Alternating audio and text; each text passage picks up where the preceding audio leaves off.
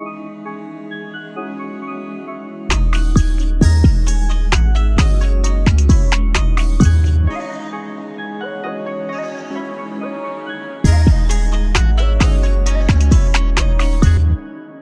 have a guest today, special guest. You guys may know who he is, a staple in the community.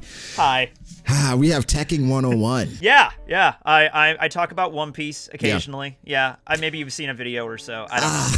I rarely upload these days, you know. Thank you for joining me, Tekking. I guess a few Thanks, questions. Brago. No, it's great to be here. Thanks for asking me to come on. I appreciate it. I guess because you went to a convention, you hosted a panel. Mm-hmm. Yes. I guess quickly, how was that? Oh my God, it was like simultaneously the most nerve-wracking like hour of my life, but also the greatest. It was really fun. Actually, no, like the hour leading up to it was very nerve-wracking because I was worried about how many people were going to show up. Right. I was like worst case scenario, what if only like one person is here? Yeah. But then like on the opposite end, I didn't want to have like the room like oh my God, there's too many people here. Right. So I showed up and it was like about 20 to 30 people. I didn't count how many people, but it was about the number that I wanted. Right. And it was great. I mean, Rustage was there helping me out, so thanks to him because I was very nervous. Yes.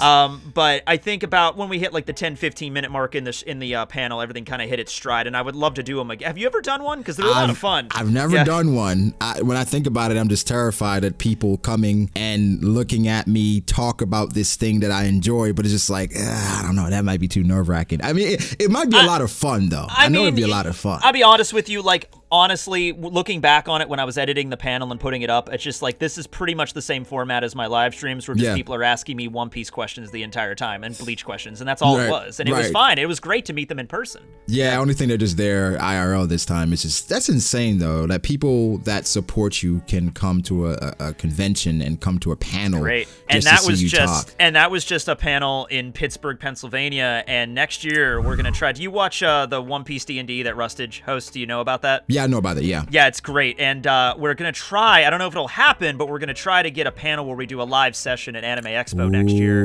So I'm going to be going to LA.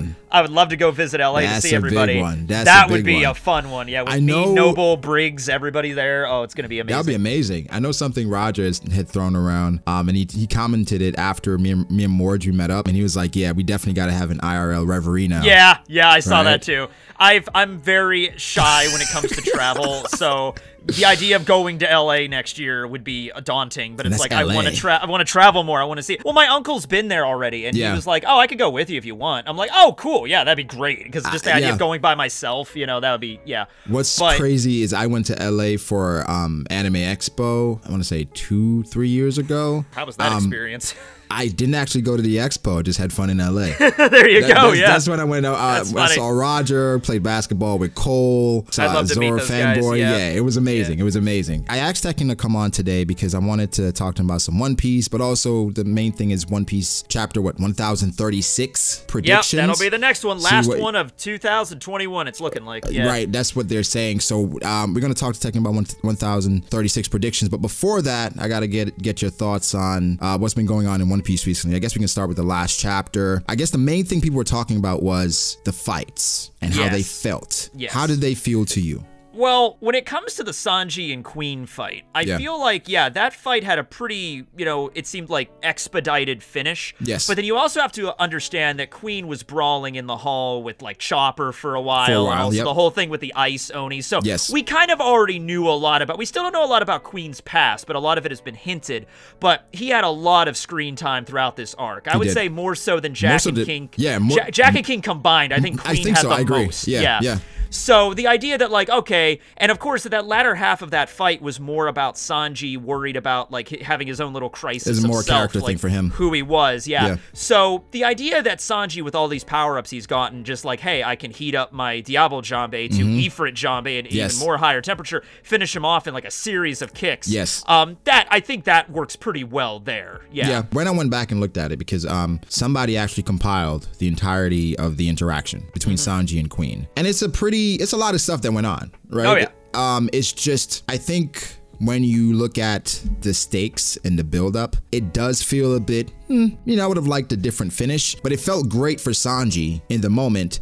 It's just for Queen, it was like, I would have liked maybe at least some comeback. something coming back. It felt a little bit like, like at no point in the fight, I guess there was that one point where he detached his Brachiosaur neck, because that's that was like just pure comedy, right? That was more comedy. That was like the closest it seemed like Queen had the upper hand against Sanji, like actually going to crush him. Yes. But then it was revealed that didn't even work because Sanji had the exoskeleton. Yeah. So it was really like more or less they were even, with Sanji always kind of having a little bit of the advantage up until the very end, when it was just the big epic finish with Ifrit Jambe, and it was just like, all right, so they were like, Sanji was kind of ahead, and then boom, Sanji wins. It's like, all right, so there was never really Queen ever had the upper hand at that moment. You didn't feel that tension, I guess, where it's like, well, Sanji could lose. You didn't get it. And I thought just because they were all-stars, I thought there'd be a moment where, like, and Sanji did pass out after the battle, but... Yeah, but it's like, wink, wink, we gotta have him pass out. But even then, in the midst of the battle, Sanji said, I could even take care of something like this if I use this power. It made it seem like he could defeat Queen,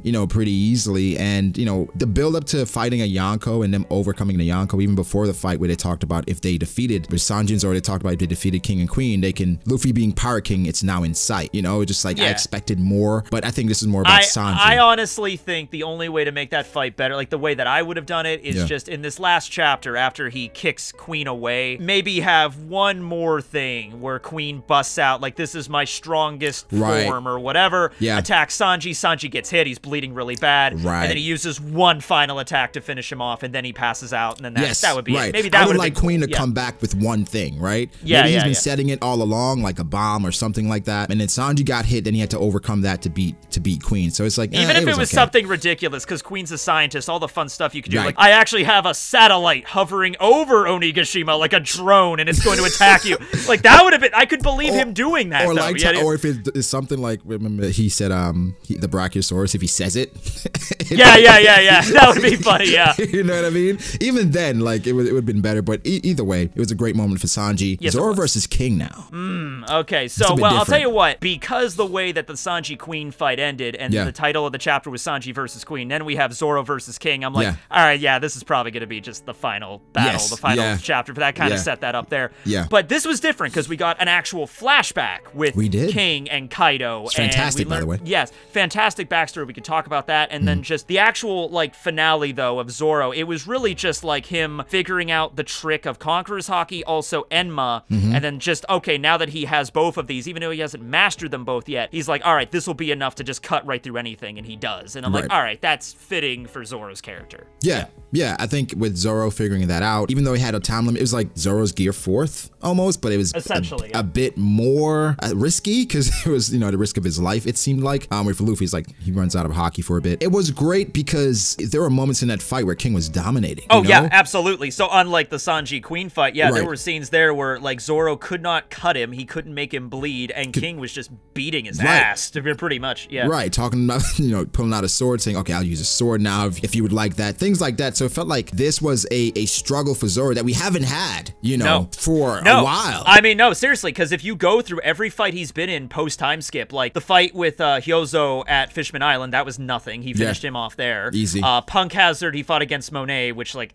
that was a cool scene. But once again, he was no threat to Zoro. She was no threat to Zoro. Then Pika was like, you just got the impression that Zoro found Pika annoying. That's it. Yeah. He was just annoying. He was just running around. That's it. Yeah, the annoying power to always, like, disappear and come back, disappear and come back. As soon as he fought him straight up, it was over. And then after that, Zoro really hasn't had anything else, just because, like, Zoe, he didn't really fight any. Well, Carrot. That was it. And then Totland, he wasn't there. And then Wano is just, now King. So, and of course, obviously Kaido and Big Mom right before this. Kaido and Big Mom, then he had Killer. Killer. That was even kind of a little brief. That wasn't like a full-on fight to the death or anything like that. And then it wasn't really Killer, because, it was... it was Kamazo.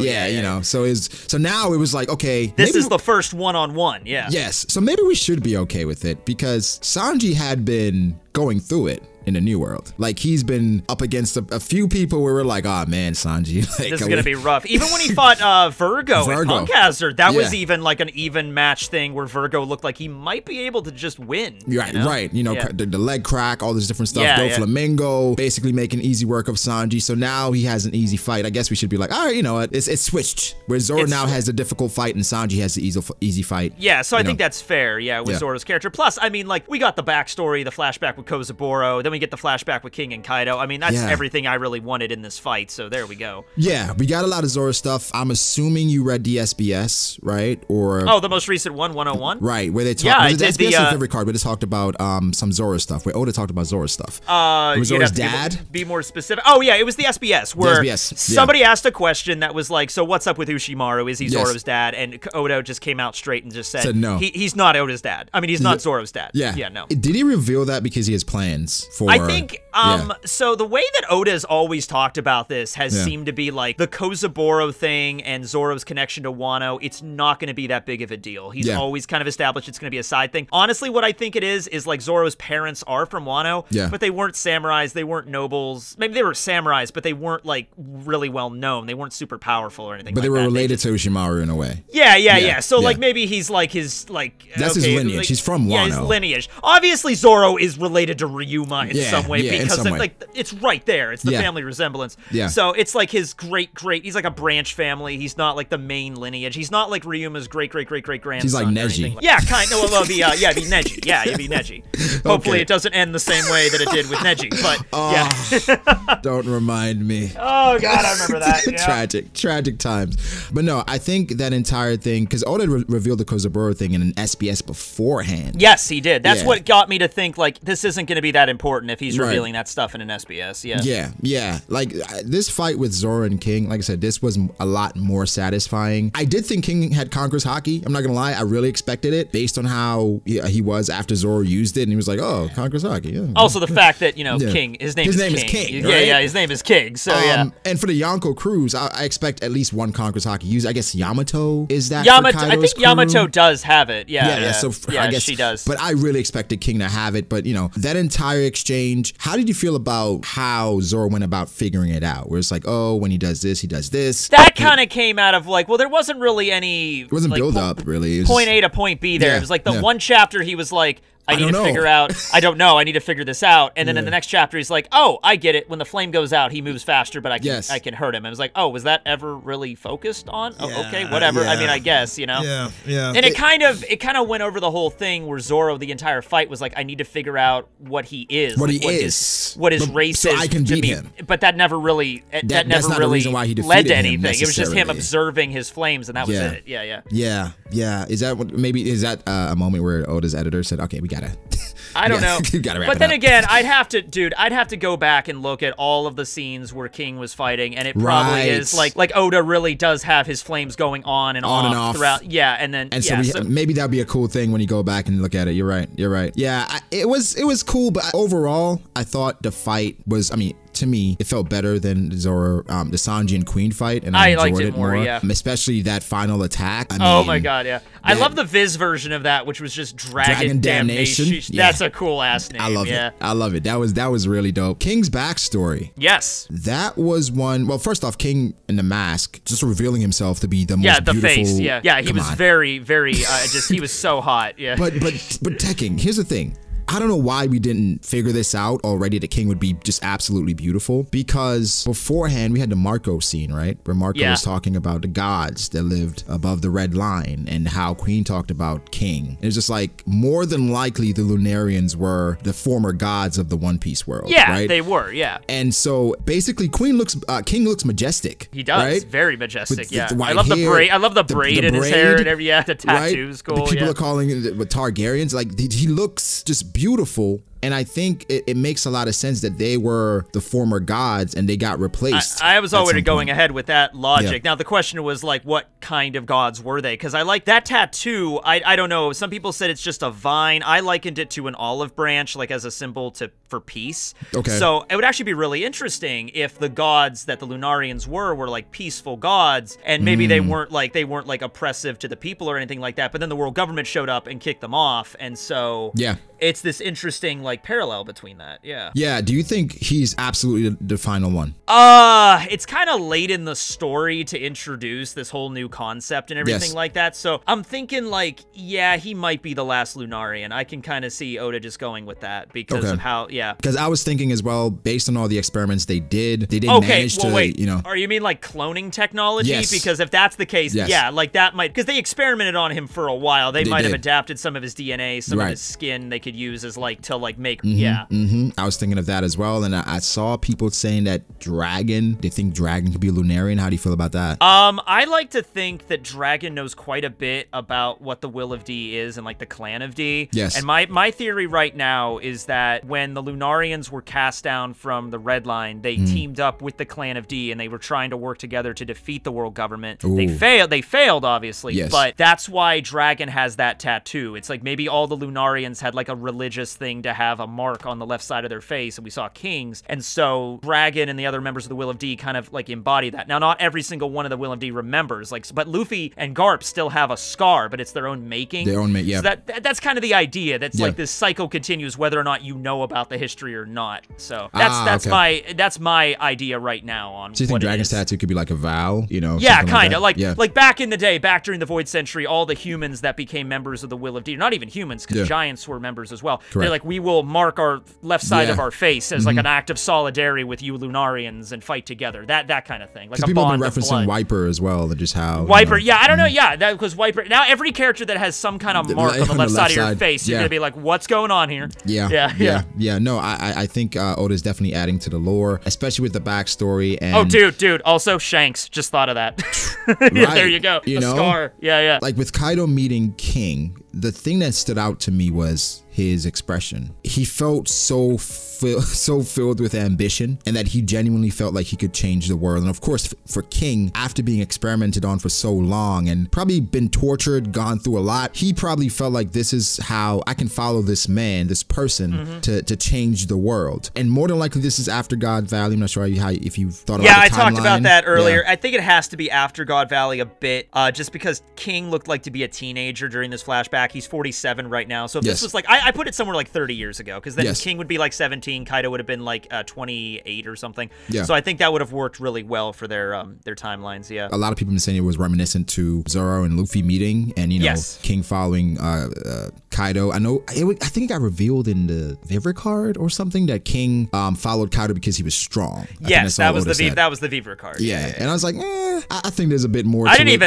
even realize. That's the crazy thing about One Piece. I didn't even realize the Zoro Luffy parallel, but it's exactly the same. Like literally, King was like on a cross, like he was on that lab table, like a cross position, and I'm like, oh my god, that's perfect. Yep. It was, and something I've taken it a step further, where for King and Kaido and even Queen, they are kind of if things went wrong for the Straw Hats. Oh yeah. You know what I mean? Yeah, like where they're still super strong, but they're like for the wrong cause. The wrong cause. Like basically you got Queen, who's super obsessed with the Vinsmoke, where he's taken on all of their abilities, and for King, who's a swordsman, but he's like, doesn't care about it, right? I'll do whatever. Doesn't care about the honor or anything. Right. That's amazing. Not about honor, right? So it's just like, so when you put all that together, it's like, was this the plan? Was Oda trying to show us that? And with Kaido, I think so. And Joy Boy, and ultimately him just realizing, because even him saying to Luffy, you couldn't be Joy Boy either. Is he still looking for Joy Boy? Yeah, the general consensus right now that I've noticed is that when Kaido said to King, like, I'm the only one that can change the world. Yes. Kaido wanted to be the next Joy Boy. Yes. But he could not for whatever reason, and so now that's maybe why he's a drunk, you know. And now, but then he's like, well, I can't be the next Joy Boy, but I gotta see if there's any candidate. Like he's like the gatekeeper. Like they have to pass through him in order to be considered worthy. He must be the more aggressive gatekeeper than Shanks, right? Yeah, pretty much. That's how I look at Shanks as well. And then I think about, for Shanks, did he come to the same conclusion? Or was it, something like reverence, where he looked at, okay, I saw Roger, I was with Roger, there's no way I could follow in his footsteps. Like that, is Shanks just maintaining the balance, waiting for someone? There's some criteria, or like also timing, like you have to be at there at the right time and stuff. And so Shanks is like, maybe Luffy could do it. And with Kaido, it's just like, if you're not worthy, he'll just straight up kill you. Right. Right. He's trying to break you, but the thing is, if he can break you, more than likely you're not Joy Boy. You know what I mean? So exactly. So he's gonna be having, I guess he already is having a good time fighting against Luffy because of that reason. Like, I knocked him off, but he came right back. Okay, well maybe this kid might maybe there's something to him. For this upcoming Kaido and Luffy fight, we're gonna get into predictions really quickly. Yes. How many chapters do you predict? Just for the rest of Wano, or for that fight in particular? Luffy versus Kaido. Oh my god, I always overestimate with this kind of stuff. I want to say like, I want to say, okay, I don't think it'll be 10, but like, I don't know, 5, 6, maybe. 5, yeah. Yeah. Because Yeah, then we could have some good moments. We need some backstory stuff, right? We can get some backstory stuff. Remember what happened with Big Mom? We had like a 2-3 chapter backstory with Elbaf. If we get that stuff, maybe 9 chapters if we include like a 3-chapter backstory with Kaido or something. Yeah. And that pretty much goes in line, I think, with probably the middle of next year. Like, that's my prediction. One Piece ends next year. I mean, not One Piece. Wano oh my God, Braga! Really? Holy crap! There's a lot of stuff we have to cover still. Right? Just montages of Elbaf. I think Wano ends next year. I was thinking late summer. Late summer, right in time for One Piece Film Red. And I guess I get your thoughts on that quickly. How do you feel about it? I'm really pumped for that. I just hope to God that they don't underutilize Shanks. Please. I hope it's not. I hope it's like, okay, it's called One Piece Film Red. Shanks is clearly, promotional as the movie. Like, that's like the main character. Right. So the Straw Hats are going to be there, but like, don't let this be a thing where like, oh, Shanks is in the movie, but it's only for like 10 minutes, and then the Straw Hats have to rescue him or something. Like, no. I want to see him throughout the whole damn thing. Okay, it's One Piece Film Red. Right. The Jump Festa message. Did you see it? I saw the character art designs for what you read. The crew. What else was in there? Oda had a message, right? And I believe in the message he asked the question, will Shanks meet Luffy? Oh, okay, yeah, I didn't read that. I don't want that to happen in the movie. Unless it's canon. Yeah. If it's canon, sure. See, I'm under the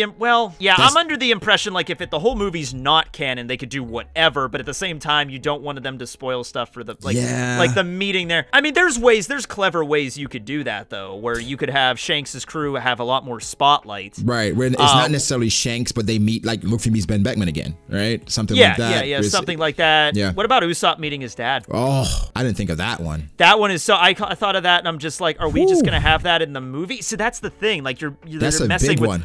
They're really messing with really important, like, manga canon stuff, endgame level stuff. Yeah. So I'm like, there's going to be a fine line to make this good. I had a crazy theory that this takes place and it include time travel because it's, it's a non-canon Oh, yeah, why movie, not? One Piece. right? It's canon in One Piece now, so just do it. Right, yeah. so, but this time you have it where they can go backwards and the Straw Hats, they have to observe Shanks growing up. You know what? If they were going to do it that, like the Lost Tower Naruto kind of deal where Naruto meets Minato, I was like, honestly, I'd be okay with that. Yeah. I think I even brought up the time travel idea in one of my videos about it because it's just like, that way would be great because then we would get to see maybe Shanks fighting Mihawk or something. Some Blackbeard stuff, right? Because I thought I was saying, well, that's canon, right? And you can't, it doesn't really affect anything, but it's showing us what happened. I think the idea is like, okay, Oda has obviously probably a lot of stuff he wants to show in the story, but there's like only so much time and then the editors and everything. So it's like he could probably do a whole side arc on just nothing but Shanks, but maybe he doesn't have time in the actual manga, so he's like, you know what? Here's the movie. Yes. Here's everything you want to see with Shanks. Here's him fighting Mihawk. Here's him meeting forming his crew. Yes. All his interaction with Blackbeard, maybe how he got the scar. I'm like, all right, do that in the movie because I don't have time to do it in the story itself. Yeah. It'd be a lot of amazing stuff in that if they decide to go that route.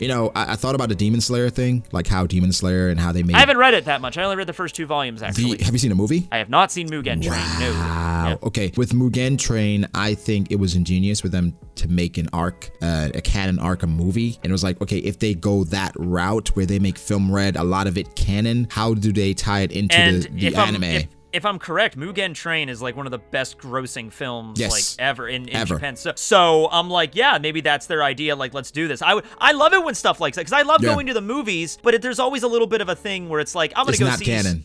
Stampede. It's awesome, but it's like all fan service. None of this really is gonna be in the story until the cares? end when they gave us that the Laugh Tale thing. Yeah, they got us the name, but it's like Douglas Bolt's never gonna be in the movie. They're never gonna reference this again, so who cares? It's just fan service. So I would love to go to a One Piece movie and sit down and be like, no, this is actually important to the story. This takes place after Wano, before Elbaf, or something like that. That would be perfect. Yeah. And also, what I've realized is even if they make a movie out of this, they can still put it in the anime because that's what Dragon Ball Super did. And I think that's what Demon Slayer is doing as well. I think they're having Mugen Train in the anime as well. And so it's just like, if they want to do the same thing, they can, but making this movie canon, it will just be insane. The way that Dragon Ball did that, well, the animation in that Resurrection of that saga in the anime, it was horrendous. But it was horrendous. Awful. It was horrendous. Like I remember the memes and everybody talking about it. Goku. Oh god, it was bad, dude. I never go back and watch those episodes. I never do. Terrible. Yeah. But it's just like recycled material, and so I wouldn't be surprised if they did something like that. But I do have high expectations. The only movie where I felt like it's not really confirmed canon, but it felt like canon was. Let me guess. I was gonna say Strong World because Shiki is confirmed to be canon. Yeah. But I was thinking Film Z because that too. The backstory with Zephyr, the admirals, the connection. That was so good. We got Aokiji and his leg in that movie, like the results of the battle, and that movie just felt so connected to the storyline. I feel like even if Oda doesn't want to incorporate Z into the manga, a lot of the stuff that we found out about the past of a lot of the Marines is still canon in the manga. It's so perfect. I mean, it feels like canon, and even when he mentioned the warlord taking Z's arm, it's just like, oh, perfect. It's a lot, right? So which I did a video about that, and I'm pretty sure that it was maybe Weevil, which is interesting. More than likely. This makes me think of outside of One Piece right now. Quickly, do any of the warlords get captured? Let me think. Not Mihawk. Not Mihawk. Right? The one that has okay. Buggy, I just think is insanely lucky, and he's gonna manage to escape. Right, most of his crew might get caught, but he might get away. Guys, like the core members. Yeah. I don't think Boa is gonna get captured because Kobe's going to her island, and I'm thinking like, okay, Kobe and Boa are both huge members of Luffy's fan club, so there might be something there. Actually, Weevil's really strong, but he's also really stupid. Yes. So if they just throw enough power at Weevil and manage to get him in like handcuffs or chains, they might be able to bring Weevil in, but it would be a lot of work. Can I tell you my thoughts on it? Yeah, go ahead. I think Weevil, because he's so new, it's like if you bring this character we never really see him and you capture him, for me, it kind of was like, what's the point, right? Mihawk, there's no way. Buggy, like you said, he's lucky. He's just gonna get away, right? Yeah. For Hancock, it's scary because it depends on where Kobe goes. What's the plan for Kobe? Because if Kobe does he's expected to be, at the final battle, somebody's contesting Luffy. He needs a big win, right? He needs a major victory, a feather in his cap, like, hey, he did this. I would not like if it's at the result of Boa Hancock, right? Because we love Boa. Yeah. But for him to bring her in would be like, it's interesting because it would be like, oh wow, this is great for Kobe's character. Right, terrible for Boa though, right? Because unless Boa has this weird perspective of like, if the Marines capture me, Luffy will have to come save me, just like he saved Ace. But for them, imagine them finding out that she was a former slave. And God, yeah, bringing back to like Marijois or something. That would be hell. It would be hell for her, right? Somebody, I think it was Matt B, did pose the thought of not Boa, but her sisters get captured. Oh, okay, so we're going with the OVA idea, like 3D2Y when Sandersoni and Marigold were captured instead. Okay. They got captured, and so Boa escapes. She meets up with Luffy. Now they have to go to the world government, and now Luffy's helping her get her siblings back. I mean, I'll tell you what, like, on top of that, we still have the situation with Sabo. And so, like, if, like, hey, Luffy, like, Boa shows up in the New World, she's like, my sisters were captured, plus Sabo got captured. Luffy's like, all right, I guess we're going to Marijois then. We're going together. Something like that. I think that's a lot safer than having Boa get captured, because like how they were parading Kuma around, I'd be scared for what they would do to Boa. I've talked about this in videos as like a side point. It's never been the main focus. I think it's time for me to just make a solid video about like, all right, are the Straw Hats going to go to freaking Marijois? Because I want them to go there. You definitely got to make that. I think I might just You definitely got to make that. I mean, I don't know if you remember the spoilers that came out years ago. It's talking about, I think, Law sacrificed himself, or Luffy gets captured or something, and then Law has to go and save them. It was like this entire spoiler thing. I never saw that. I mean, like, the idea is that there's always been, like, those ideas, like, what's Law gonna use his Fruiton and stuff like that, but, I'm still hoping Law doesn't die. Please don't die, Law. No, please, Law, don't die. No, we need Law. We need Law. Yeah, we need... Okay, One Piece chapter anyway, back to the... that was, like, it went from movie to, like, all these theories and stuff. Oh, my God. That's what happens when I'm on, though. It's fine. It's fine. I appreciate it. All right, but anyway, 1036. What do you see happening? All right, so now that both of the All-Stars are defeated. Right. Like, because Jack is defeated as well. Yes. I don't know. Like, I could see Oda just focusing a little bit on the Kaido match just to kind of, because we haven't really seen that in a while. Teaser. Yeah, like a teaser. And then maybe just, considering this is going to be the last chapter of the year, maybe just focus on Law and Kid going up against Big Mom. That'll end the chapter, and then that'll lead us into 2022. Okay. And it's just like, that's when that fight, because there's like the CP0 fights, like I want to see those as well. That's still going on. And then the major fight you didn't mention. Well, wait, hold on. So we have the CP0 versus, then we have Apu and stuff. Then we have, is Yamato fighting against anybody right now? No, she's still going towards No, she's with Fuga. She's with number 2. She's running away, and then Kaido and Luffy, and so what's the other fight? Raizo versus Fukuroku. Oh my god, I almost forgot! We need an update on Raizo versus Fukurokuju. We just cut over, it's Naruto, it's crap, you know, it's like Shadow Clones. Raizo has the damn Rinnegan now, Fukurokuju busts out the Sharingan, you know. You know, I think this is so Oda to keep this fight as one of the last fights that's still going on, because it's just the All-Stars are wrapped up. The Tobiropo. It's like, what is going on? Let me paint you a picture, Brago. All right, so every other fight is done. Big Mom is gone. Kaido is defeated by Luffy. And now we cut away for an entire chapter where they don't even reference those fights, and it's just a whole ninja battle chapter. No, what's gonna happen is like after all the fights, they're like everybody's partying now and celebrating, and the fight is still going on. They're still going at it. It's just like, oh my god. But I do think he's probably saving it for when he wraps up the Orochi stuff, because Orochi's now meeting Hiyori. Yeah. So and the whole thing with Orochi was tied to Fukurokuju. So I can see that happening. So he may be trying to tie those two together. For Law and Kid versus Big Mom, what do you want to happen there? Do you want Kid to get sole possession of that W, or do you think it should be shared? This is a hard one, because they busted out their awakenings, which they even self-admitted, like, these are our strongest attacks. That's it. And it did not work. In fact, Big Mom got stronger. It worked in the sense that it pissed her off. It weakened her enough to make her absorb her own life, which is not something that happens often. But it's like, okay, now this is a bigger problem, right? Literally. So I don't even know, man. Unless Law comes up with some strategy to immobilize her, I have no idea how this is gonna go.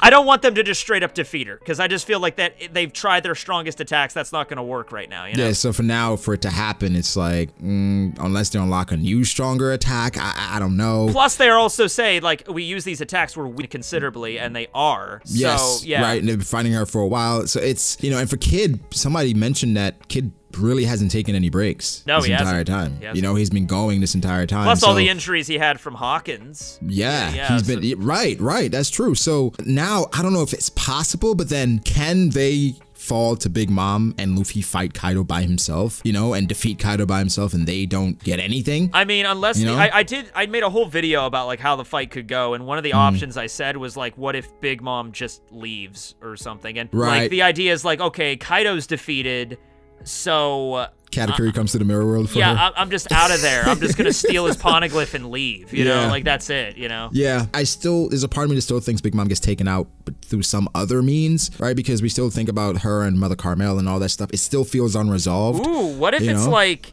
she retreats or tries to retreat, and then the world government, like all of Cypher Pole, shows up to fight her or something? Like you've been weakened. It's time for you to be defeated. What's crazy right now, though, is that Cypher Pole they have so many reasons to be in Wano right now. They do. Right? First off, you have Luffy, right? Who's on the brink of being just a huge problem. A major threat. Yeah. Right? Like, you have the two Yonko. You have Nico Robin, right? Yep. You have a Lunarian. Yep. Right? I mean, like, it's like the world government is like, we're gonna wait, we're gonna hold off for right now and just observe, but as soon as this fight is over, we're in there. We are descending upon this place. Yeah. Also, I'm not sure if what they really meant, but when the CP0 guy said, hey, we know who you really are, to X Drake. Yeah, do I think Sword? I don't know if they know about. Yeah, they have to, because what other way would that mean? It's like, we know that you're not really a pirate, you're really a marine, but he doesn't show up in any of the official records, so they would have to. Even if they don't. even if they don't know Sword, like the name, they have to know it's like, all right, secret organization. There's something Sengoku or Garp are doing. Who do you something report to? In the back. I mean? Yeah, exactly. There's something going on in the background here with them. So many things for them now. It's just like, wow. You know, what do you do? Who do you go after? What's priority here? Is it Nico Robin? Is it King?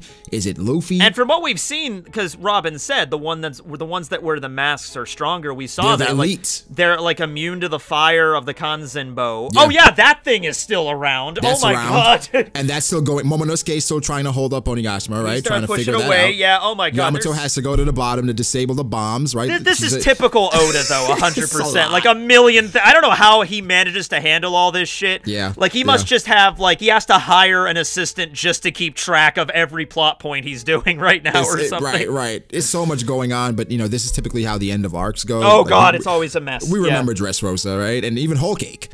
That's what makes it so fun because it's not a linear thing. It's not just like Luffy defeat Kaido and let's all go home. It's like there's like 10 things going on that needs to be resolved right now. And right? they even reference that saying, hey, you can defeat all the officers, but there's still people that you gotta take out, right? Yeah. I guess before we end it, the last question I want to ask you, because this has been blowing up on Twitter for whatever reason. Katakuri or King? Oh, yeah, I saw that. I was going to make a video about that, too. I made a video about Katakuri fighting Doflamingo that got pretty popular, so I wanted to do the same thing with Katakuri and King, actually. I feel like King would win. King, okay, yeah. okay. I just feel because... I don't want you to spoil your entire video, but give I just think peek. At the end of the day, like, his body itself has, like, the better constitution to win, and he has the fire manipulation, which has nothing to do with his devil fruit, by the way. Right. Katakuri does have the future sight, so I haven't actually sat down and thought about, like, in a serious battle who would win yet, but I just, But just off the top of your head, my initial thinking is that King would win. Yeah, they're about the same age. Actually, Katakuri's a year older. Right, 51. Yeah. No, 48, 47. 48, 47. Yeah, you're right. 40, 47. But yeah, Katakuri's got that mochi, and I'm like, all right. He has the awakening. I got to think about this. Yeah. King's got the Pteranodon, so he can fly. Katakuri cannot fly. He can't fly. Yeah, that's he can roll, though. He can roll a lot. He can turn into a donut. King can't turn into a donut. Right? Things we gotta consider here. I gotta sit down and think about this. Yeah, I think for me, it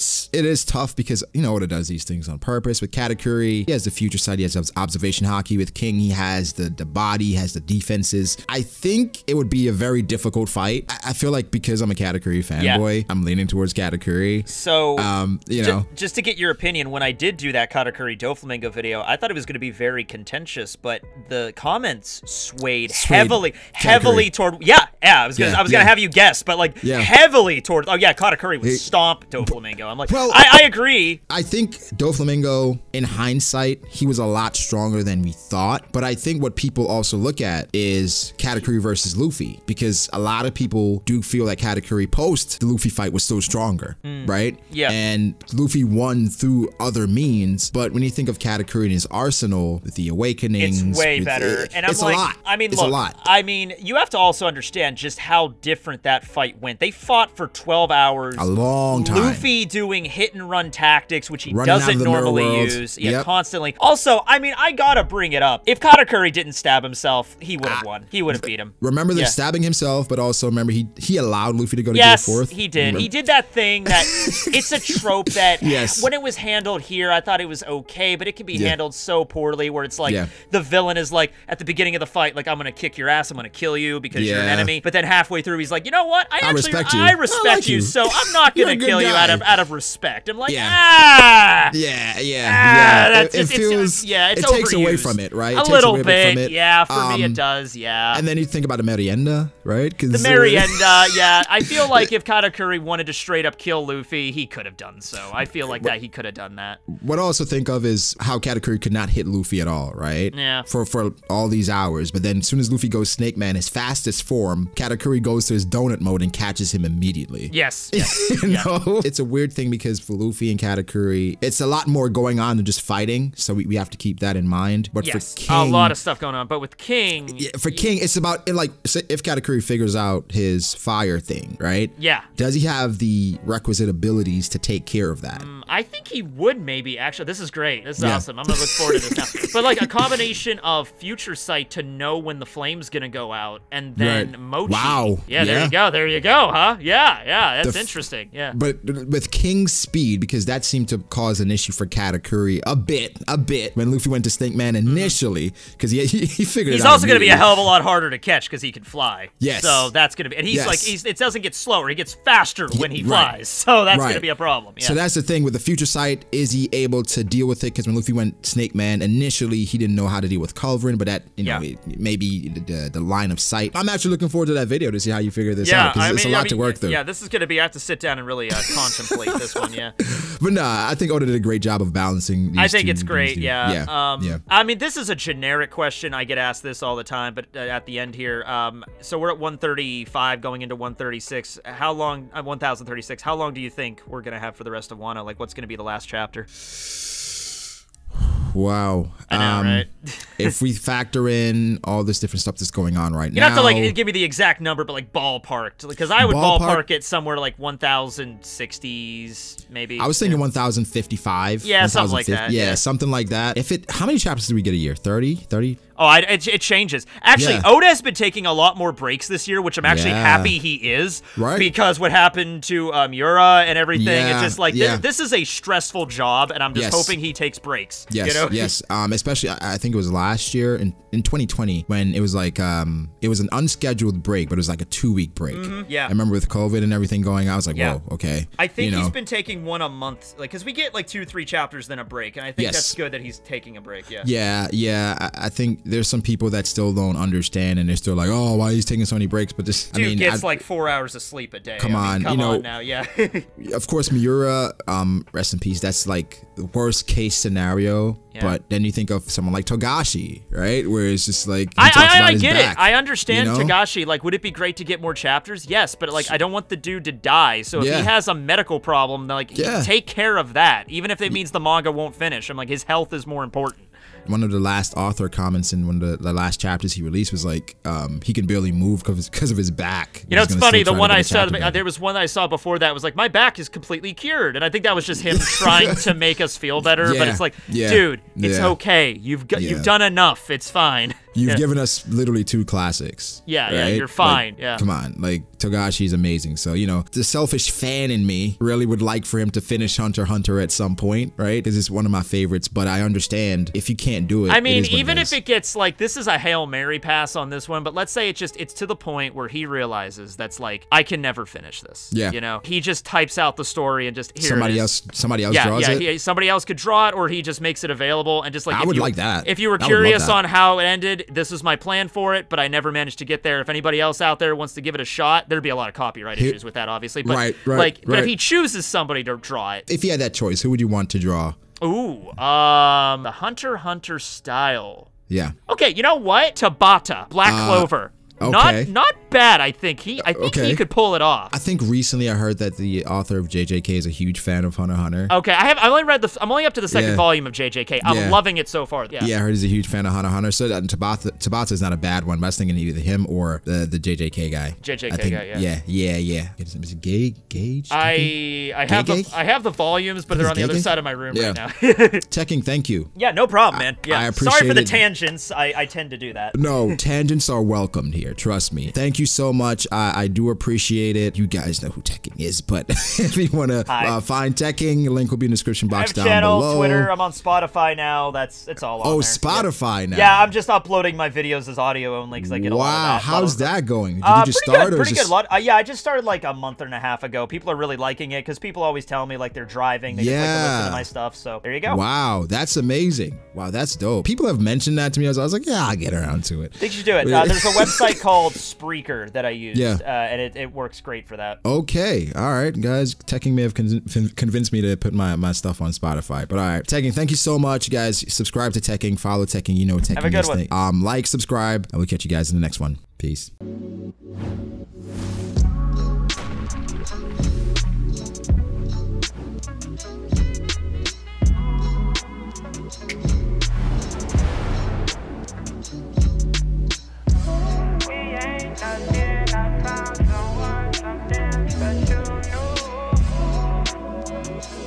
know